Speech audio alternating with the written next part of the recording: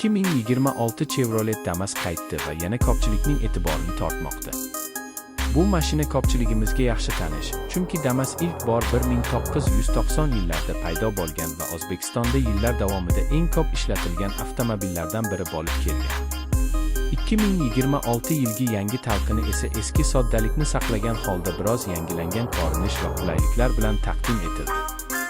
Tashqi dizayni hanuz ixcham va amaliy, tor ko'chalarda bemalol harakatlanadi, yuklash tushirish oson. Salon kengligi oz sinfi uchun yetarli, 7 kishigacha sigadi yoki yuk tashish uchun moslashtiriladi. Texnik tomondan Damas oq butun 8 litrli tejamkor dvigatel bilan keladi. Mexanik uzatma oddiy va ishonchli. Tezlikdan ko'ra foyda va tejamkorlikka urg'u berilgan, shahar ichida ishlash uchun juda qulay. Boshqa kichik vanlar yoki minivanlar bilan solishtirilganda, uning eng katta ustunligi arzon narx va arzon xizmat ko'rsatishidir. 2026 Damas kichik biznes egalari, katta oila yoki kundalik ish uchun sodda, ishonchli va hamyonbop avtomobil izlayotganlar uchun juda mos tanlov bo'lib qolmoqda. 2026 Chevrolet Damas qaytdi va yana ko'pchilikning e'tiborini tortmoqda. Bu mashina ko'pchiligimizga yaxshi tanish, chunki Damas ilk bor 1990 yillarda paydo bo'lgan va O'zbekistonda yillar davomida eng ko'p ishlatilgan avtomobillardan biri bo'lib kelgan.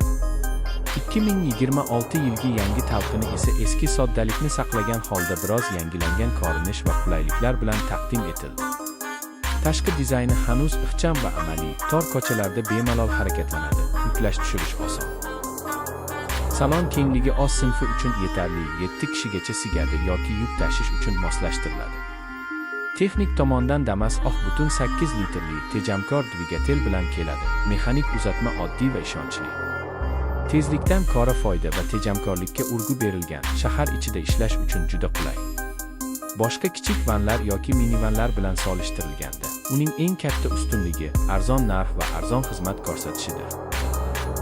2026 Damas kichik biznes egalari, katta oila yoki kundalik ish uchun sodda, ishonchli va hamyonbop avtomobil izlayotganlar uchun juda mos tanlov bo'lib qolmoqda.